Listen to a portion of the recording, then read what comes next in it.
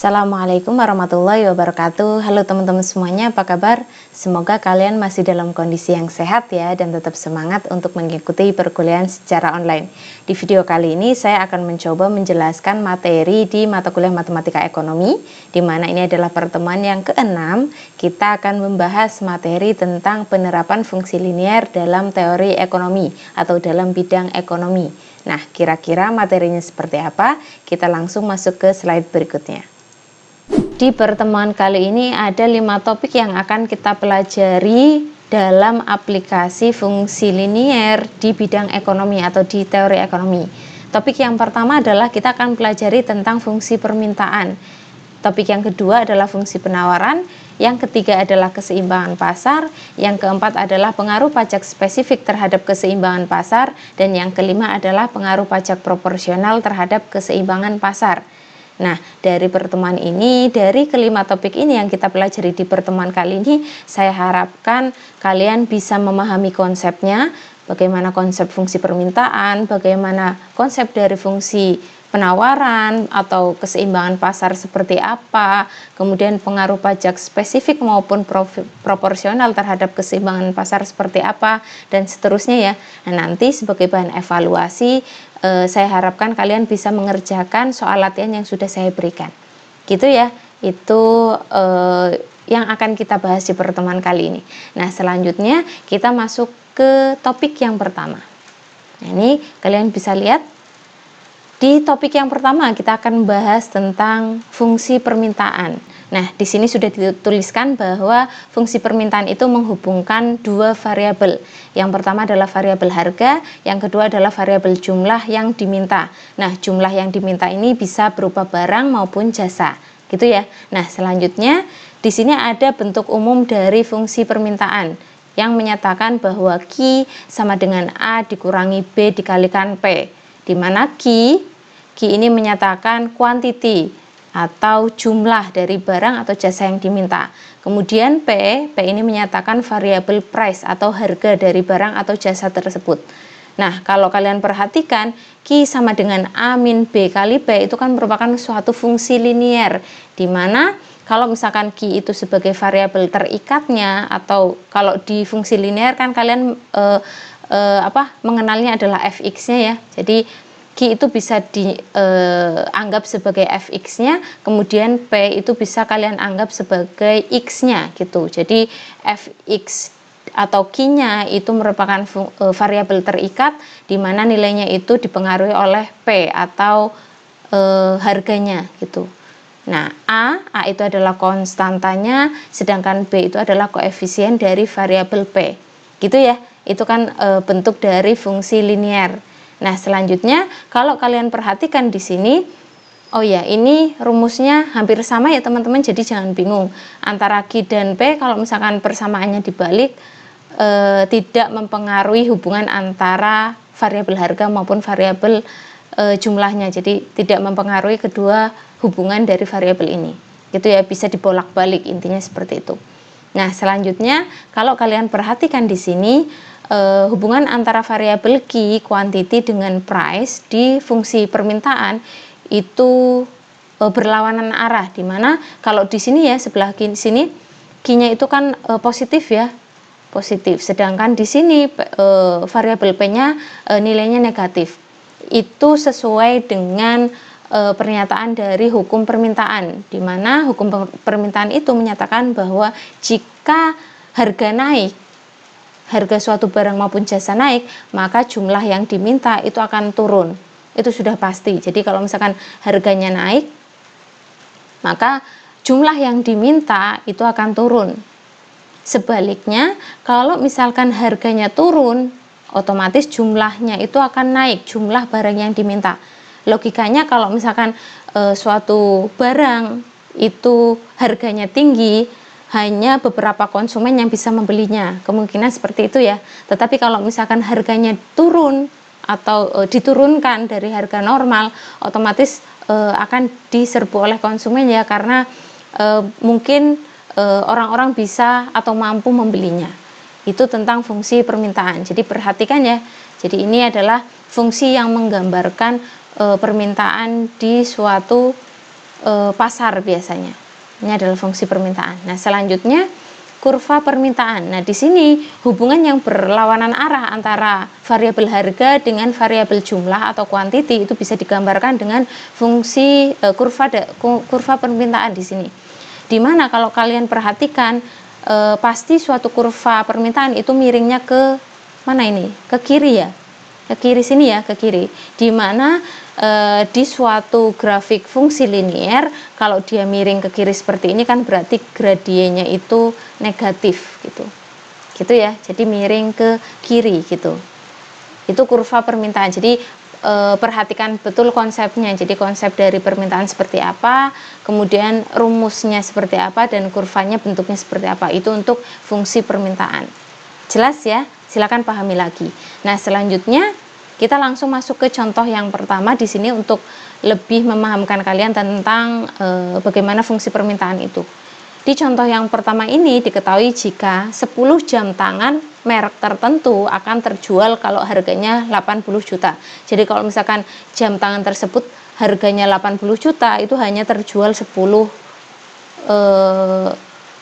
buah gitu. Nah, tetapi kalau misalkan harganya diturunkan menjadi 60 juta, ternyata jumlah yang diminta atau jumlah yang dimau oleh konsumen itu ada 20 jam tangan di sini. Nah, pertanyaan di contoh yang pertama adalah tunjukkan bentuk fungsi permintaannya dan gambarkan grafiknya. Nah, mari kita coba mengerjakan dengan mengoret-ngoret bersama. Nah, di contoh yang pertama ini kita tuliskan yang diketahui dulu ya. Ini diketahui 10 jam tangan merek tertentu akan terjual kalau harganya 80 juta. Jadi ketika P1 nya 80 juta, maka Q-nya jamnya itu akan terjual sebesar 10 buah. Kemudian ketika harganya jadi 60 juta, maka barang yang dijual jam tangan tersebut sebanyak 20 buah. Nah, ini. Nah, yang ditanyakan adalah fungsi permintaannya seperti apa. Nah, ini. Dan grafiknya, nanti grafiknya menyusul ya, teman-teman ya. Nah, di sini kita jawab. Nah, silakan kalian lihat materinya. Kalau fungsi permintaan itu kan hubungan antara price dan kuantitinya itu berlawanan arah ya, atau berbanding terbalik. Nah, ini saya lihatkan dulu. Kita menggunakan rumus yang pertama otomatis karena fungsi permintaan adalah topik yang pertama. Q sama dengan A min B kali P. Kita tuliskan Q sama dengan A min B kali P. Nah, karena kita memiliki dua nilai P dan dua nilai Q, maka dari rumus ini kita punya dua persamaan. Yang pertama ketika P-nya 80 juta, maka Q-nya 10, maka kan ini 10 sama dengan A min B kali P 80. Saya tuliskan 80 saja ya, tapi jutanya menyusul jutaan gitu, dalam jutaan. Maka persamaan ini nanti saya jadikan A min 80 B sama dengan 10. Ini persamaan yang pertama, ini persamaan yang pertama. Kemudian persamaan yang kedua, untuk data yang kedua itu adalah Q berarti 20 sama dengan A min B kali 60. Nah, persamaan ini saya jadikan A min 60 B sama dengan 20. Ini menjadi persamaan yang kedua, teman-teman. Nah, sudah ya. Nah, dari dua persamaan ini kan kita bisa mencari nilai A dan B-nya. Nah, ini. Cari A dan B dari dua persamaan di atas. Kita sama seperti penyelesaian fungsi yang pernah kalian pelajari zaman SMP atau SMA ya. Kita bisa menggunakan eliminasi atau substitusi, tapi paling gampang eliminasi. Nah, ini A min 80 B sama dengan 10. Ini persamaan yang pertama ya. Persamaan yang kedua, A min 60 B sama dengan 20. Gini ya, kita eliminasi A yang paling gampang dengan mengurangi, jadi A dikurangi A gitu ya. Min 80 min berarti min 20 B sama dengan min 10, maka B-nya itu kita dapatkan 1/2 gitu kan ya, setengah. Nah, kalau kita sudah mendapatkan nilai B, maka kita juga bisa mendapatkan nilai A-nya. Kita coba masukkan bisa ke rumus yang atas ini atau yang bawah, silakan kalian pilih ya. Saya pengen rumus yang bawah, coba berarti A min 60 kali B-nya kita ganti jadi setengah sama dengan 20. Maka karena kita tujuannya nyari A min 30 sama dengan 20, maka nilai A-nya itu adalah 50. Nah, ini sudah kelihatan ya. Nah, dari nilai A dan B yang sudah kita dapatkan, maka persamaan dari fungsi permintaannya, nah ini, maka fungsi permintaannya bisa kita tuliskan Q sama dengan A-nya kita ganti 50 min B-nya itu kita ganti setengah P. Boleh seperti ini. Atau misalkan pengen menjadi persamaan P sama dengan, boleh, silakan. Jadi kalau misalkan pengen jadi P sama dengan, ini juga bisa dituliskan P-nya kita pindah ruaskan ya teman-teman. Setengah P sama dengan 50 min Q. Maka biar P-nya eye catching, jadi ini biar P-nya koefisiennya adalah 1, kita kalikan 2, maka P sama dengan 100 min 2Q. Persamaan dari fungsi permintaan ini juga bisa dituliskan dalam bentuk yang kedua ini. Jadi bisa bentuk Q sama dengan 50 min setengah P atau P sama dengan 100 min 2Q. Silakan ya, boleh atas, boleh yang bawah, silakan seperti apa. Nah, selanjutnya untuk menggambar grafiknya sebenarnya sama ya, gampang kayak kalian gambar grafik di koordinat kartesius gitu. Jadi misalkan ini saya gambarkan, ini koordinatnya. Ingat kalau sumbu X-nya itu adalah Q, sumbu Y-nya adalah P, maka tinggal dimasukkan aja ya teman-teman, atau biasanya titik potongnya gitu. Jadi misalkan P-nya 0, itu berarti berapa ini? 2Q sama dengan 100, maka Q-nya 50 ya, berarti titik potongnya adalah 50,0 karena Q, P, ingat. Kemudian ketika Q-nya 0, tinggal dimasukkan ke rumus aja ya ini ya. Saya menggunakan rumus yang bawah teman-teman biar gampang. Maka P-nya itu sama dengan 100, jadi titiknya adalah 0,100. Nah, ini coba kita gambarkan, berarti 0,100 berarti 0, misalkan ini 100. Kemudian titik yang kedua, ini titik yang pertama, ini yang kedua ya. Titik yang kedua 50,0 misalkan.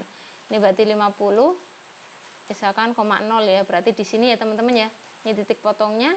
Nah, maka grafik dari fungsi permintaannya adalah seperti ini. Ini kurang cantik ya, jadi silakan kalian gambarkan biar bagus pakai penggaris. Nah, ini adalah fungsi grafik dari fungsi permintaan di contoh yang pertama. Gampang ya? Kalau sudah jelas silakan dibaca lagi. Kalau sudah jelas kita langsung ke materi selanjutnya. Sudah jelas ya dengan pembahasan di contoh yang pertama.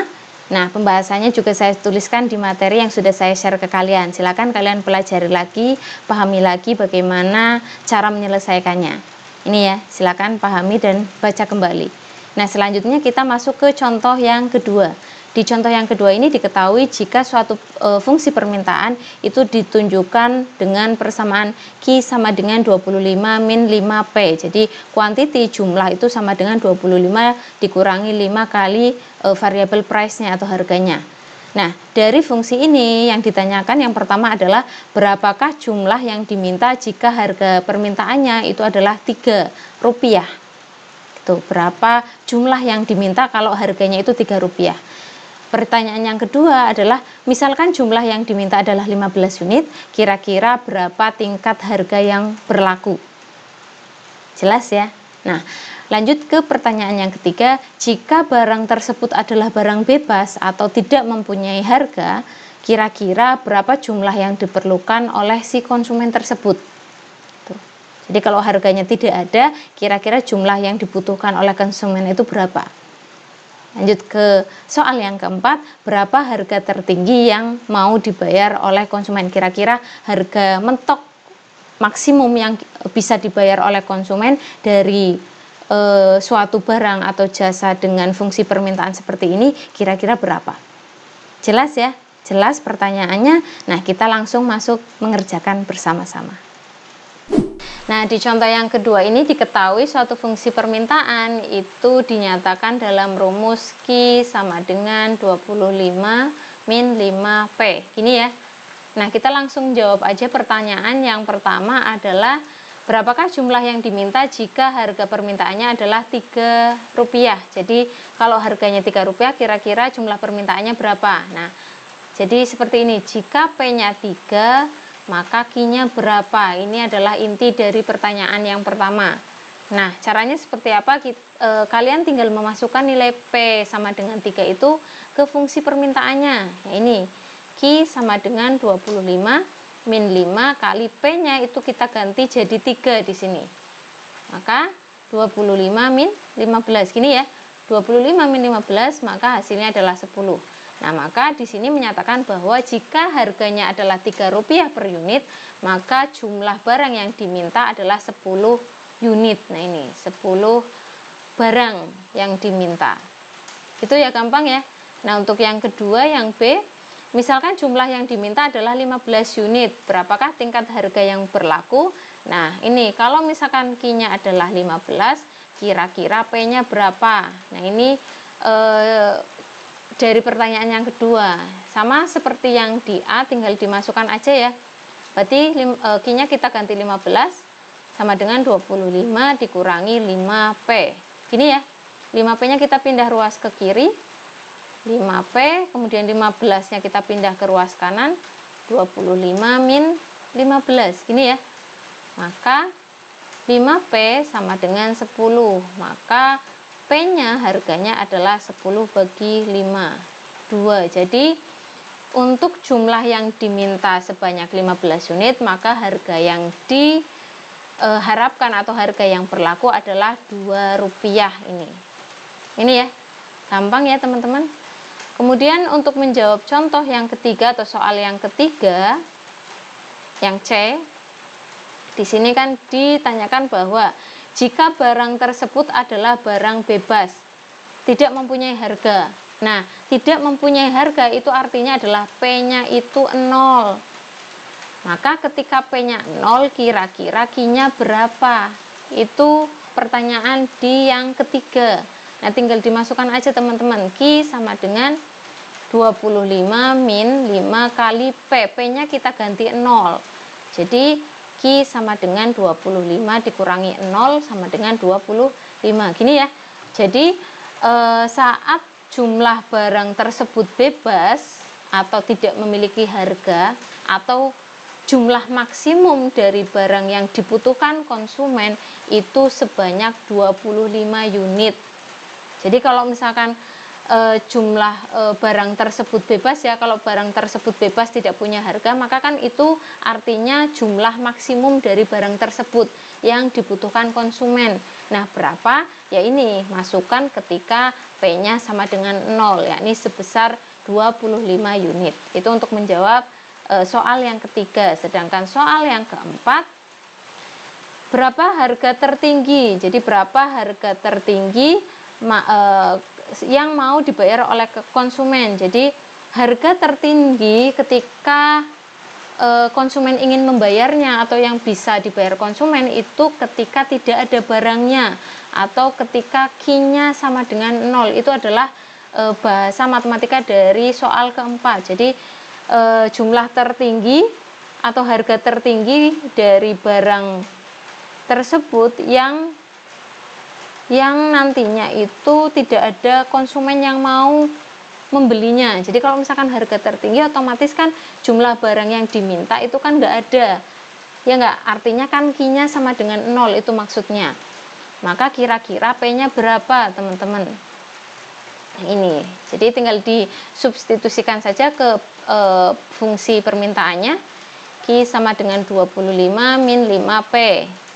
Masukkan Q-nya kita ganti jadi 0, 25 min 5P 5P-nya kita ganti atau pindah ruas ke kiri sama dengan 25, maka P-nya adalah 5. Jadi tingkat harga tertinggi yang mau dibayar konsumen adalah kurang dari Rp5. Ini adalah harga tertinggi, teman-teman. Jadi di harga ini konsumen tidak akan membelinya. Nah, biar konsumen membelinya gimana? Ya berarti harganya ini ya. Kalau misalkan ingin laku, maka harga barangnya itu harus kurang dari Rp5 gitu. Itu ya, itu penyelesaian untuk contoh yang kedua. Silakan kalau misalkan belum paham bisa tanyakan langsung ke saya. Gitu ya, kalau sudah paham silakan langsung lanjut ke materi berikutnya. Sudah jelas ya dengan penyelesaian di contoh yang kedua. Nah, silakan kalian pahami lagi penyelesaian baik itu di contoh yang pertama maupun yang kedua. Silakan pahami lagi langkah-langkah penyelesaiannya dari yang diketahui, dari yang ditanyakan sampai dengan rumus yang dipakai. Kira-kira seperti apa? Kalau misalkan belum jelas, silakan kalian bisa tanyakan ke saya langsung. Nah, selanjutnya kita masuk ke topik yang kedua, yakni tentang fungsi penawaran di sini. Nah, sama halnya di fungsi permintaan, di fungsi penawaran pun menghubungkan dua variabel, yakni variabel harga dengan variabel jumlah. Nah, bedanya kalau di fungsi permintaan, itu variabel jumlahnya adalah jumlah yang diminta dari barang ataupun jasa. Nah, tetapi kalau di fungsi penawaran, itu variabel jumlahnya itu adalah variabel jumlah yang ditawarkan dari barang atau jasanya. Gitu ya, jelas. Nah, selanjutnya bentuk umum dari fungsi penawaran itu bisa kalian lihat di persamaan yang kedua ini. Di mana di persamaan yang kedua ini dituliskan bahwa Q, quantity, itu sama dengan min A ditambahkan B dikalikan P. Q sebagai variabel terikatnya itu sama dengan min A itu adalah konstantanya ditambahkan B itu adalah koefisien dari variabel P, price-nya. Gini ya. Nah, kalau kalian perhatikan di sini antara Q dan P itu memiliki hubungan yang sama, memiliki tanda yang sama, hubungannya searah. Berbeda dengan yang di fungsi permintaannya.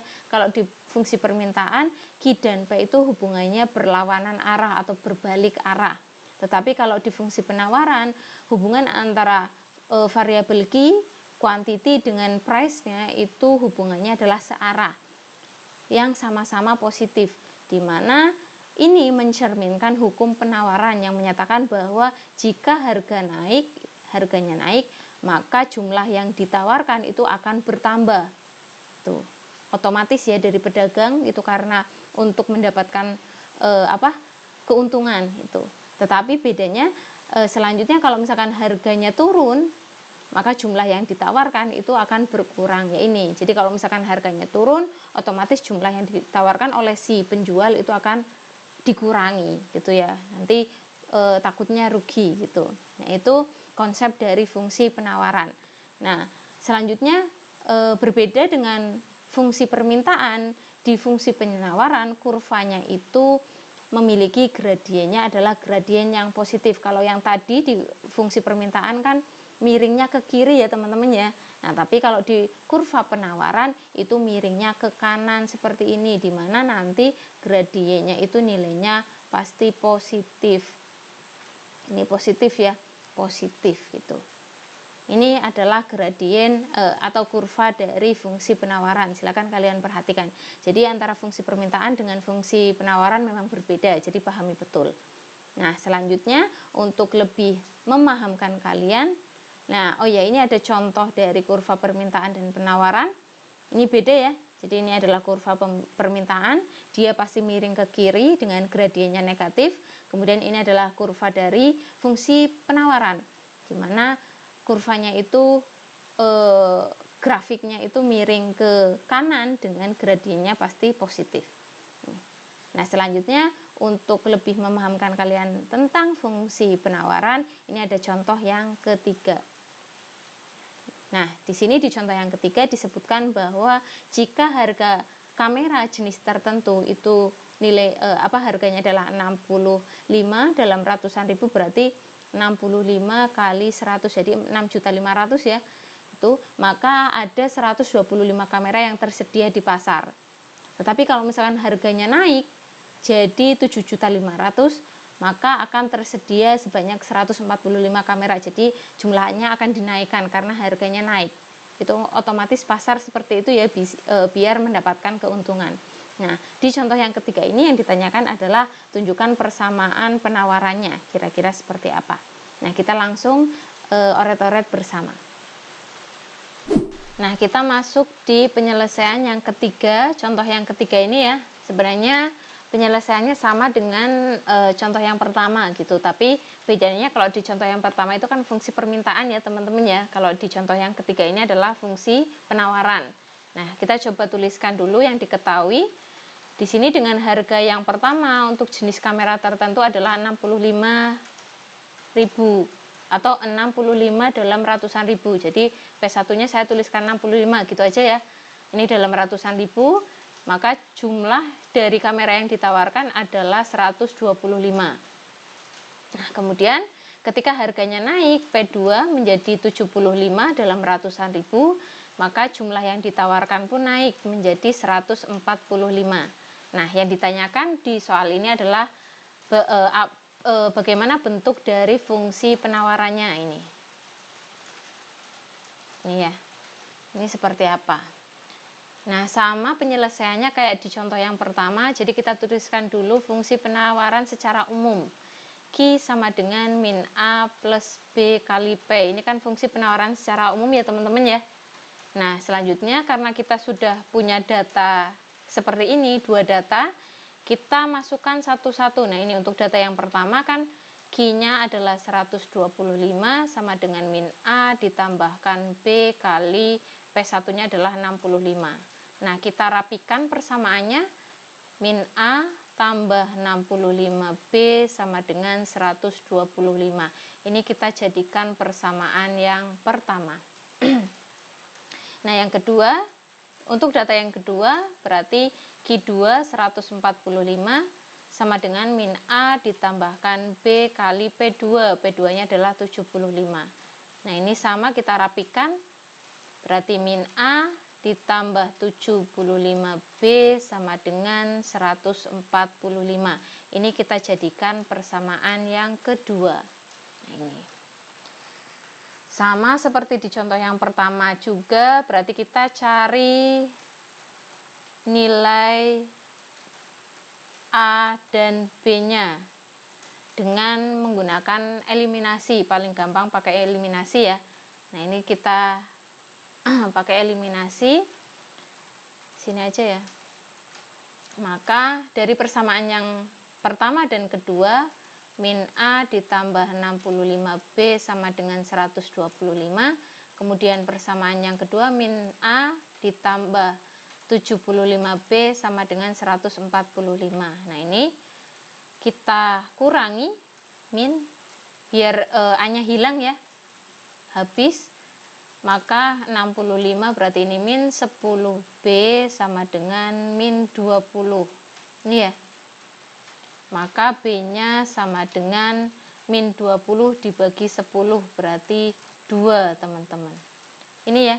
Nah, ini kalau kita sudah dapatkan nilai B-nya, maka kita bisa mencari nilai A-nya teman-teman. Jadi ini B kita substitusi saja, bisa di persamaan yang pertama atau bisa di persamaan yang kedua teman-teman. Jadi silakan semaunya kalian mau masukkan ke persamaan yang mana. Nah, ini saya pengen masukkan ke persamaan yang pertama aja. Jadi B-nya kita masukkan ke persamaan yang pertama.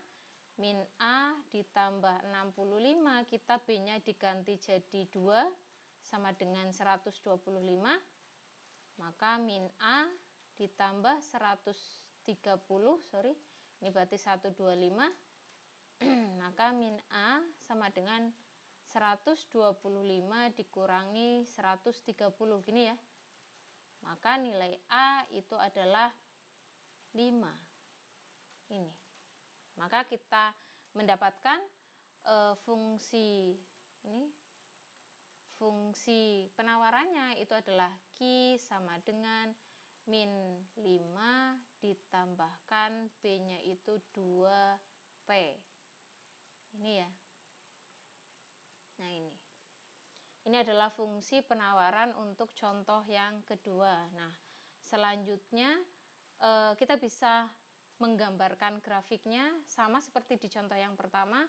Berarti kita tinggal menentukan titik potongnya, sama seperti kalian gambar grafik suatu fungsi ya, fungsi linear, gampang sekali. Q sama dengan min 5 plus 2P. Nanti kalau titik potong kan biasanya carinya kalau Q-nya 0, P-nya berapa gitu ya.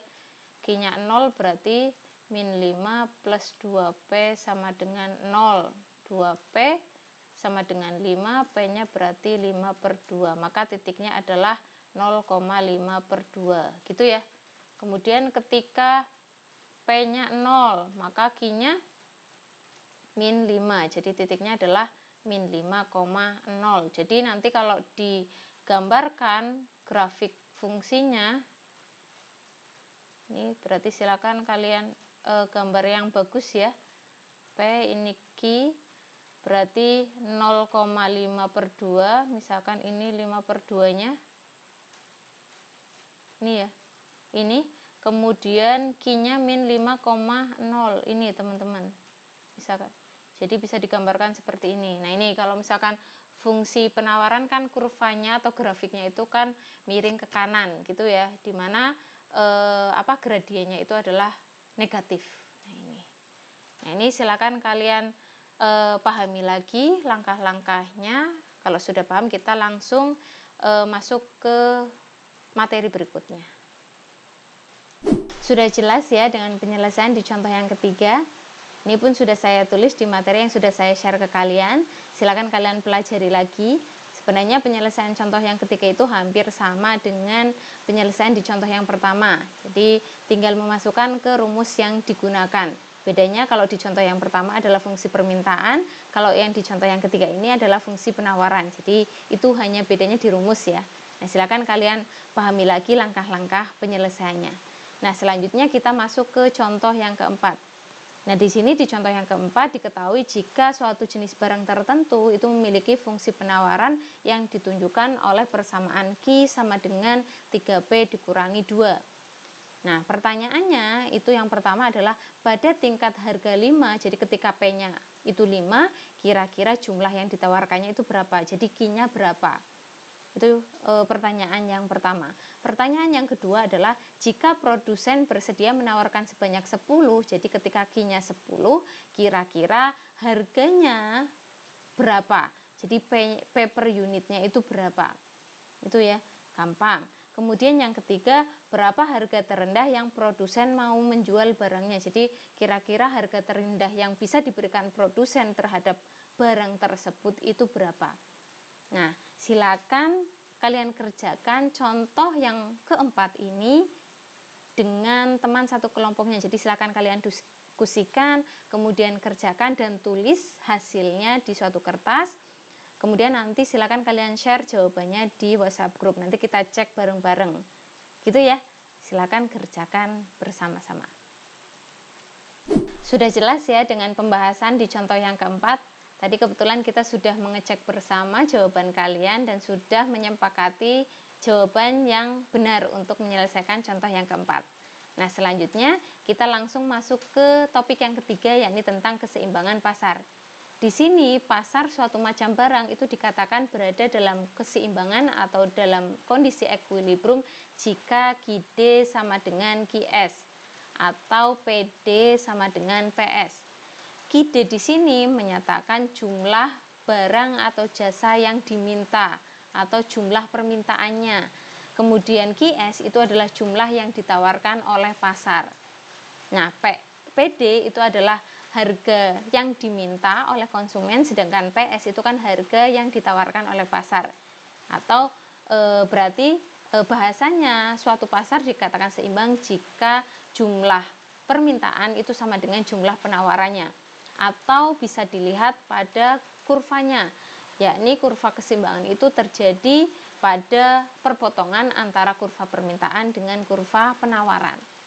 Nah, selanjutnya nantinya pada kondisi keseimbangan pasar ini nanti muncul harga keseimbangan atau equilibrium price dan jumlah keseimbangan atau equilibrium quantity. Nah, untuk lebih jelasnya kita lihat di grafiknya saja ini. Ini adalah kurva keseimbangan pasar, di mana di dalam kurva keseimbangan pasar ini ada dua kurva, yakni kurva penawaran dan kurva permintaan. Nah, kalau kalian perhatikan kurva penawaran itu kan miring ke kanan, ya enggak? Sedangkan kurva permintaan kan dia mengiring ke kiri. Nah, kondisi ketika pasar itu seimbang, maka kondisi di mana kurva permintaan dan penawaran itu mengalami perpotongan. Nah, titik potong antara kurva permintaan dan kurva penawaran itu merupakan titik equilibriumnya atau titik keseimbangan di suatu pasarnya. Nah, ini di sini. Ini ya. Nah, ini adalah titik keseimbangan pasarnya. Nah, di sini kalau kalian perhatikan ketika sumbu X-nya di sini kan X ya. Q. Sedangkan sumbu Y-nya kan P. Jadi, maka titik keseimbangan ini itu kan menghasilkan titik Q E yang berada di sumbu X dengan titik PE yang dia berada di sumbu P. Ini ya, atau sumbu ordinatnya. Nah, di mana titik keseimbangan pasar ini, QE ini menyatakan jumlah keseimbangan, sedangkan PE ini menyatakan price-nya atau harga keseimbangannya. Jadi jelas ya, itu konsep dari keseimbangan pasar, di mana keseimbangan pasar itu tercipta ketika jumlah permintaan itu sama dengan jumlah penawaran. Nah, nantinya dari keseimbangan pasar ini akan muncul atau akan menghasilkan harga keseimbangan dan jumlah keseimbangan. Jelas ya? Nah, untuk lebih jelasnya kita langsung masuk ke contoh yang kelima. Nah, di contoh yang kelima ini, suatu barang ini memiliki suatu fungsi permintaan, yakni P sama dengan 15 min Q. Sedangkan fungsi penawarannya itu dinyatakan melalui persamaan P sama dengan 3 ditambah setengah Q. Nah, yang ditanyakan di contoh yang kelima ini adalah berapa titik keseimbangannya yang berisi harga keseimbangan atau PE-nya, ini ya, dengan jumlah keseimbangannya itu QI-nya, itu berapa, QE-nya berapa. Nah, kita langsung masuk ke penyelesaiannya.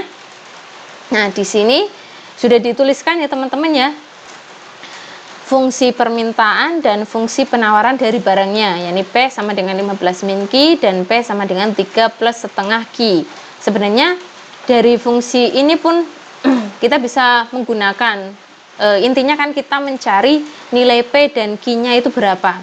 Itu ya, tapi ini bisa menggunakan Q juga, jadi disamakan Q sama dengan ya, Q sama dengan 15 min P, kemudian yang ini berarti P sama dengan 3 plus setengah Q. Ini seperti ini, setengah Q-nya kita pindahkan, ini Q sama dengan berarti setengah Q-nya tetap 3-nya dipindah ruaskan aja, berarti P min 3, maka Q, biar Q-nya itu koefisiennya 1 kan kita kalikan 2 ya, ini jadi 2P min 6. Nah, ini jadi persamaan yang kedua. Nah, untuk mencari masing-masing nilai P dan Q-nya itu kita bisa menyamakan Q sama dengan Q atau P sama dengan P, nggak masalah ya teman-teman ya. Nah, ini kita pakai Q sama dengan Q. Nah, Q di sini kita ganti jadi 15 min P, kemudian Q yang sebelah kanan atau ruas kanan kita ganti jadi 2P min 6. Nah, ini tinggal disamakan aja, nanti kita dapatkan nilai P-nya itu adalah 7. Nah, P di sini itu adalah variabel harga ya atau price, di mana harga ini adalah harga keseimbangan teman-teman. Ini adalah PE-nya. Nah, sedangkan KI-nya, KE-nya itu kita tinggal substitusi saja P-nya ke baik persamaan yang ini, yang atas maupun yang bawah. Nah, di sini saya masukkan ke persamaan yang atas, jadi Q sama dengan 15 dikurangi P, P-nya adalah 7, maka Q-nya adalah 8. Nah, bisa juga kalian masukkan ke persamaan yang kedua ini teman-teman, jadi Q sama dengan 2P, P-nya adalah 7, P-nya 7 dikurangi 6, gini ya. 14 kurangi 6 itu sama dengan 8, sama aja. Jadi silakan boleh pakai atas, boleh pakai bawah.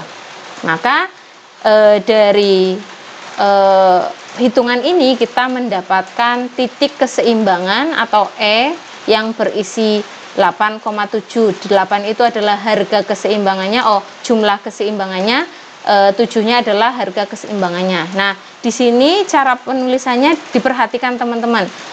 Karena di grafik ini kan yang menjadi sumbu X itu adalah Q, sedangkan yang menjadi sumbu Y adalah P, maka penulisan suatu titik dari suatu bidang koordinat kan biasanya X, Y. Gini ya teman-teman ya. Karena X-nya di sini adalah Q, maka ini dituliskan Q, P. Gitu ya. Jadi jangan kebalik. Itu untuk menentukan atau menuliskan titik keseimbangannya. Nah, untuk lebih jelasnya, ini ada grafiknya teman-teman. Ini adalah kurva keseimbangan contoh keempat. Nah, ini dimana di kurva keseimbangan pasar ini itu kan terdiri dari dua kurva, yakni kurva penawaran, ini kurva penawaran, kemudian ini adalah kurva permintaannya. Nah, ini adalah titik keseimbangannya, di mana titik keseimbangannya itu adalah 8,7 di sini. Ini adalah titik keseimbangan di pasarnya. Itu ya. Dengan harga dan jumlah baru. Harga barunya adalah 7, jumlah barunya adalah 8, jumlah yang di pasarnya gitu. Sudah jelas ya untuk pembahasan contoh yang kelima. Nah, selanjutnya kita langsung masuk ke topik yang keempat, yakni tentang pengaruh pajak spesifik terhadap keseimbangan pasar. Nah, yang perlu diketahui di sini adalah pengenaan pajak atau pemberian subsidi atas suatu barang yang dijual itu kan akan mempengaruhi keseimbangan pasar barang, baik itu harga maupun jumlah yang beredar di pasaran. Jadi logikanya kalau misalkan suatu barang kemudian dikasih pajak ya oleh pemerintah atau bahkan dikasih subsidi oleh pemerintah, otomatis harga maupun jumlah dari barang tersebut yang beredar di pasaran itu kan akan berubah juga dari harga atau jumlah sebelumnya gitu ya. Nah, yang dibahas di sini yang pertama adalah kita akan bahas tentang pajak. Pajak spesifik itu merupakan pajak yang besarnya ditetapkan per unit barang. Nah, di sini sebagai contoh misalkan tarif bea masuk atas impor barang. Biasanya kan dikenakan untuk barang-barang impor ya teman-teman ya. Itu kan biasanya dikenakan pajak oleh pemerintah. Nah, pajak yang dikenakan atas penjualan suatu barang itu akan menyebabkan harga barang tersebut kan akan naik. Kenapa? Karena barang yang sudah dikenai pajak otomatis kan si produsen tersebut atau si penjual tersebut kan tidak mau menanggung uang pajak itu sendiri ya. Jadi si penjual itu kan nggak mau membayar pajak yang dikenai di barangnya tersebut yang dia akan jual oleh pemerintah gitu. Biasanya malah dialihkan. Nah, pengalihan dari pajak dari barang tersebut yang dijual oleh penjual itu merupakan suatu metode yang dilakukan oleh penjual biar dia tidak rugi gitu.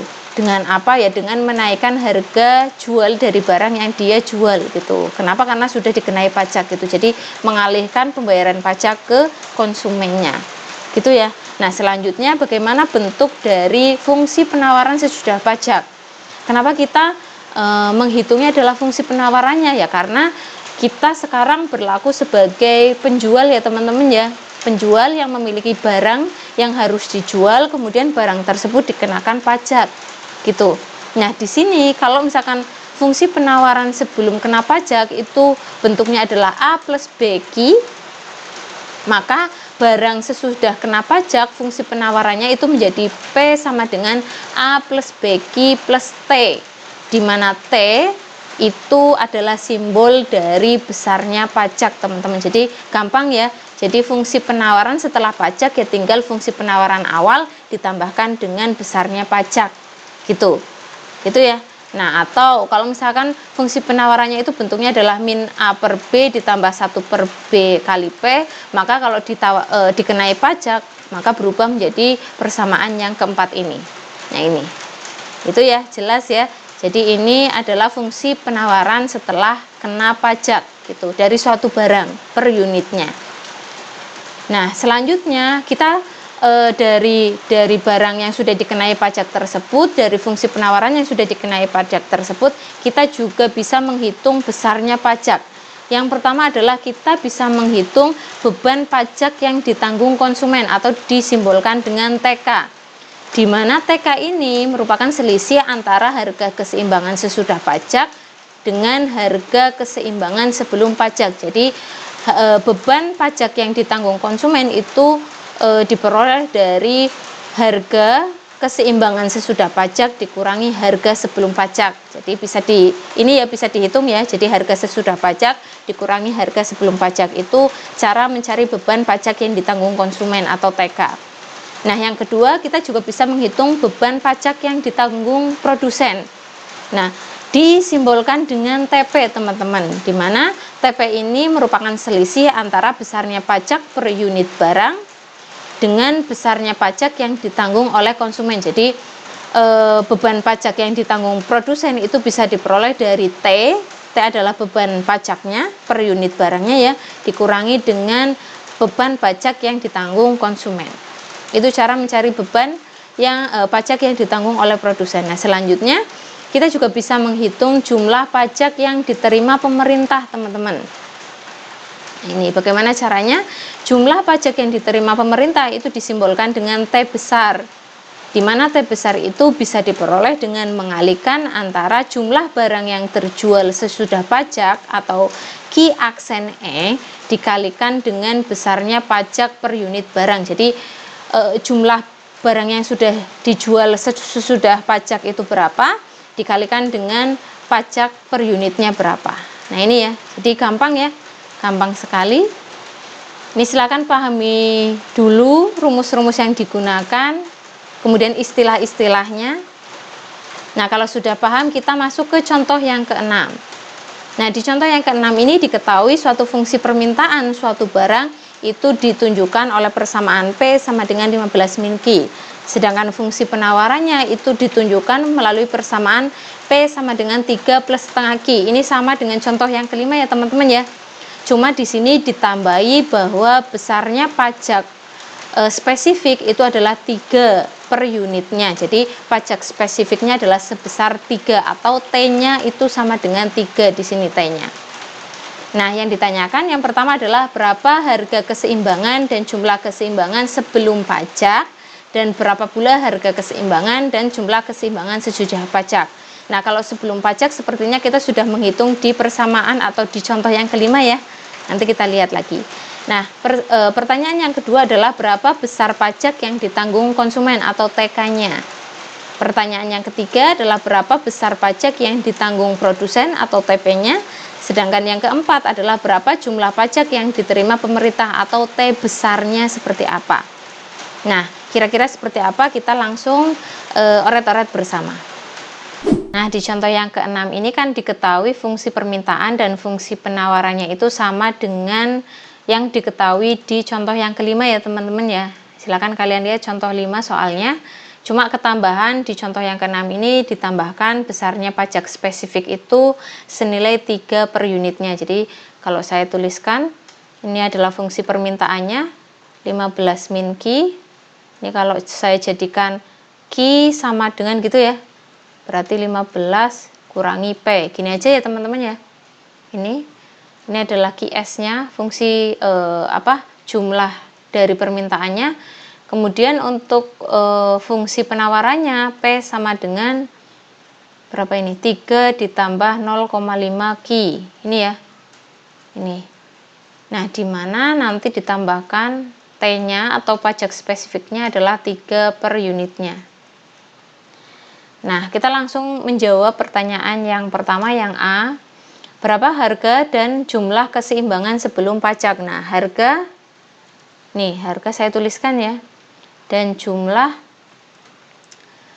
keseimbangan sebelum pajak itu kita sudah mendapatkan di contoh yang kelima. Nah, di contoh yang kelima tadi kan kita mendapatkan titik keseimbangannya ya, yang berisi jumlah dan harga keseimbangan itu nilainya 8,7. Silakan kalian lihat lagi pembahasan di contoh yang kelima.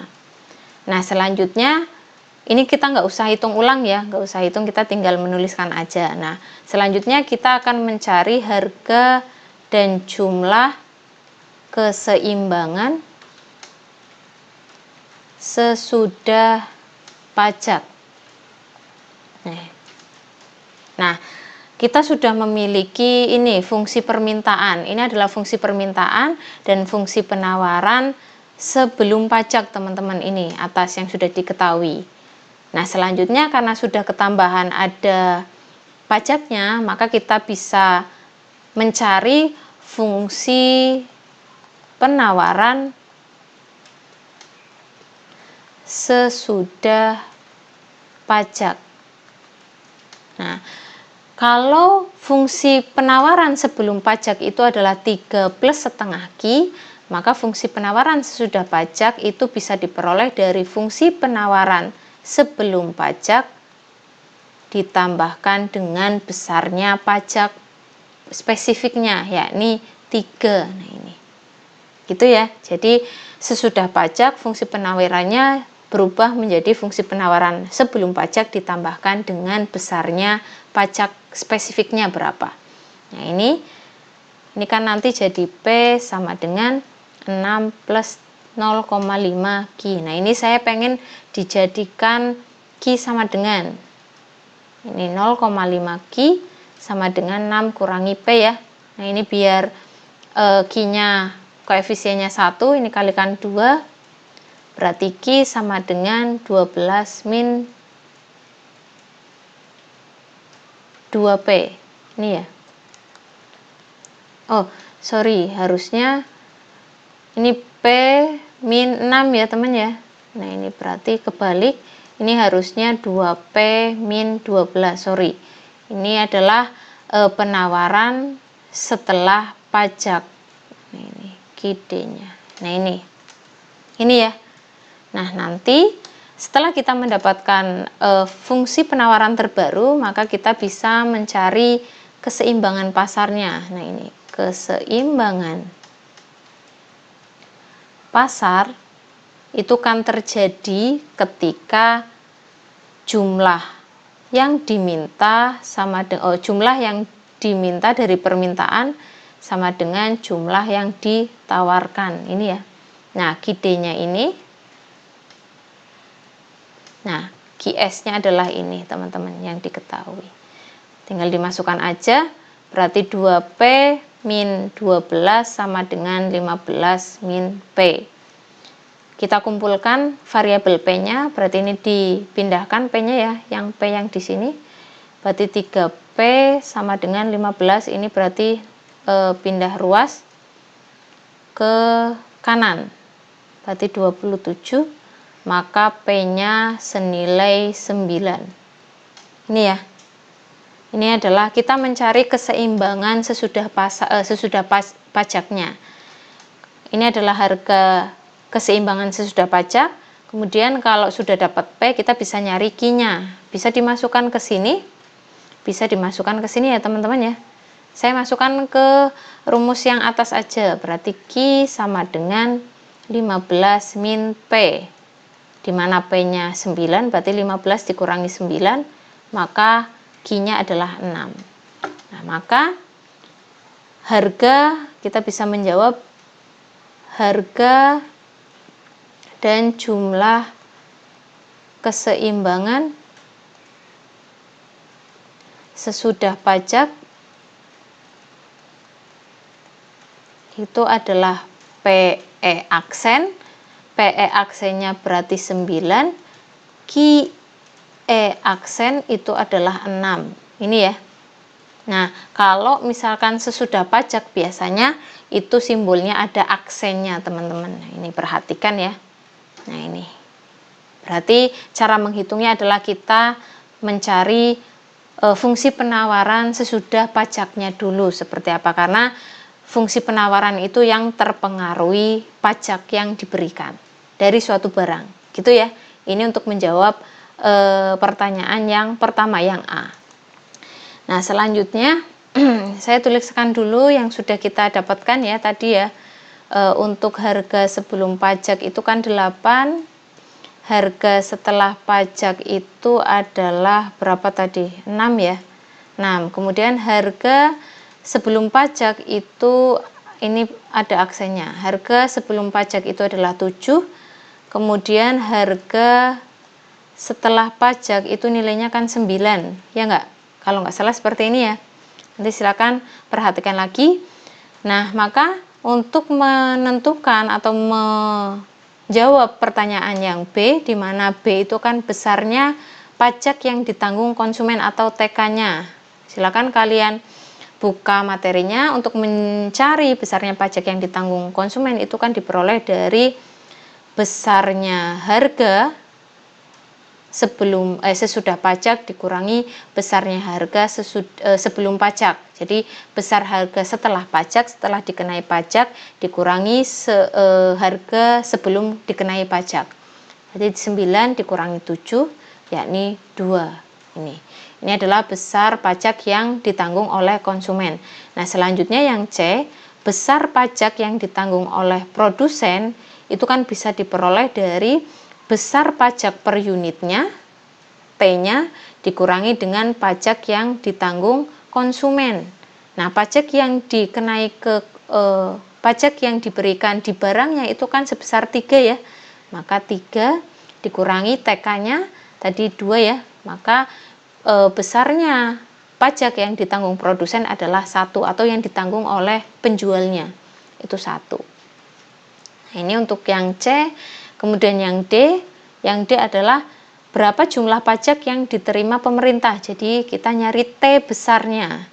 Nah, silakan kalau kalian lihat materi, T besar atau pajak yang diterima pemerintah itu bisa diperoleh dari mengalihkan antara jumlah barang yang sudah terjual ya, yang sudah ditawarkan setelah pajak dikalikan dengan besar pajaknya. Nah, ini adalah barang yang barang keseimbangan setelah pajak, jumlah barang keseimbangan setelah pajak dikalikan dengan besarnya pajak. Nah, aksennya adalah 6 dikalikan dengan 6 dikalikan dengan 3 ya. Berarti ada 18. Nah, ini sudah terjawab semua ya. Jadi gampang sekali. Berarti nanti intinya adalah kalau misalkan untuk mencari harga setelah pajak atau besarnya pajak ditanggung konsumen atau produsen atau yang diperoleh oleh pemerintah, intinya adalah kalian harus mencari dulu harga keseimbangan setelah dikenai pajak. Gitu ya. Itu penyelesaian contoh yang ke-6. Nah, selanjutnya kita masuk ke materi berikutnya. Sudah jelas ya dengan pembahasan di contoh yang ke-6. Silakan kalian baca lagi. Kebetulan saya juga sudah menuliskan pembahasannya di materi yang sudah saya share ke kalian. Ini adalah contoh untuk memperjelas materi tentang pengaruh pajak spesifik terhadap keseimbangan pasar. Gitu ya. Kalau sudah jelas, kita masuk ke topik yang kelima, yakni topik terakhir di pertemuan kali ini, yakni tentang pengaruh pajak proporsional terhadap keseimbangan pasar. Nah, yang perlu kalian ketahui di sini, pajak proporsional itu merupakan pajak yang besarnya ditetapkan berdasarkan persentase tertentu dari harga jual, bukan bukan ditetapkan secara spesifik per unit barangnya. Kalau per unit barangnya itu kan pajak spesifik ya. Nah, kalau pajak proporsional itu ya pajak yang besarnya itu persentase dari harga jualnya. Contohnya misalkan PPN. Kalau misalkan teman-teman makan di McD atau Burger King gitu ya, biasanya kan ada PPN-nya atau pajak pertambahan nilainya sebesar misalkan 10% dari harga totalnya, harga jualnya gitu. Atau misalkan PBB, pajak bumi dan bangunan, rumah kalian ada PBB-nya, biasanya persentase berapa persen dari harga jual rumah kalian gitu. Atau bea perolehan hak atas tanah dan bangunan, BPHTB itu. Contohnya seperti itu ya teman-teman ya. Itu persentase dari harga jualnya, tidak secara spesifik ditentukan per unit barangnya gitu. Itu adalah pajak proporsional. Nah, selanjutnya bagaimana cara menghitungnya? Nah, ini jika fungsi penawaran semula itu kan Q sama dengan A plus BQ. atau Q sama dengan min A per B plus 1 per B kali P.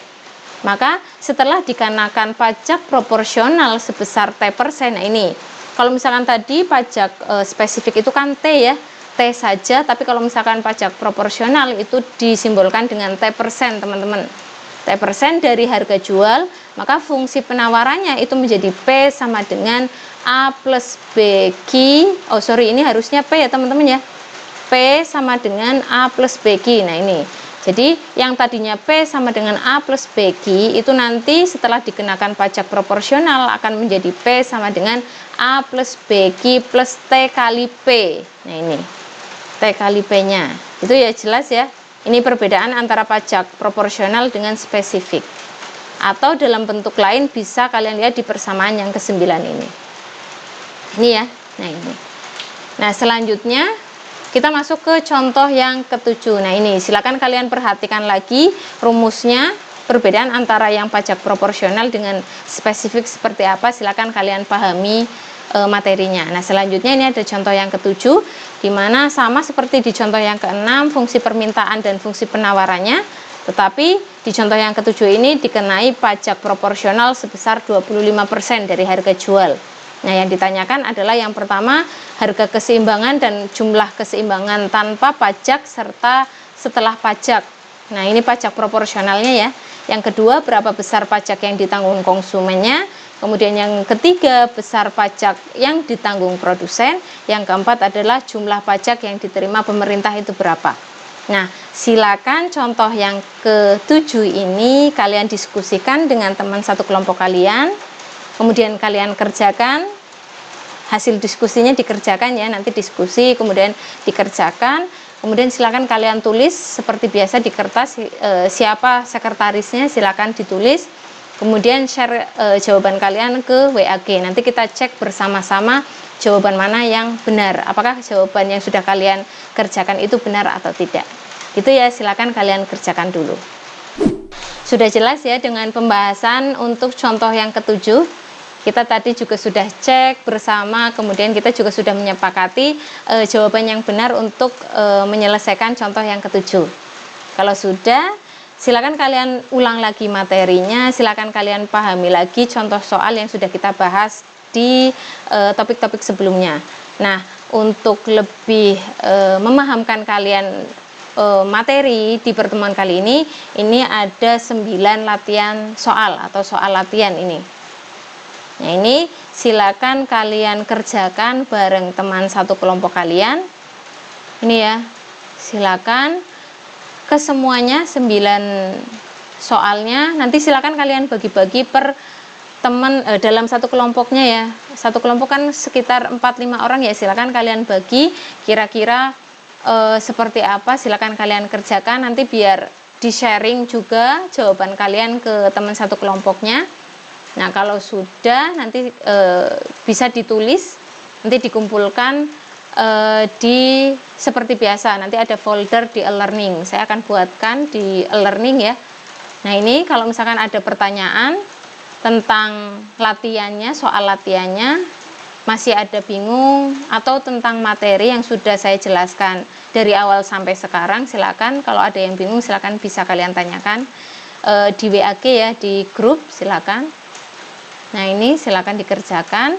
Kalau sudah, saya cukupkan pertemuan hari ini, saya cukupkan pembahasan di pertemuan kali ini, yakni tentang fungsi linear dalam teori ekonomi atau dalam bidang ekonomi. Nah untuk pertemuan selanjutnya masih tentang aplikasi dari fungsi linear, tetapi fungsinya berbeda lagi ya teman-teman ya. Nah itu nanti silakan kalian pelajari untuk materi yang di pertemuan kali ini dulu. Nah untuk selanjutnya saya cukupkan materinya, saya akhiri pertemuan di hari ini. Wabillahi taufiq wal hidayah. Wassalamualaikum warahmatullahi wabarakatuh.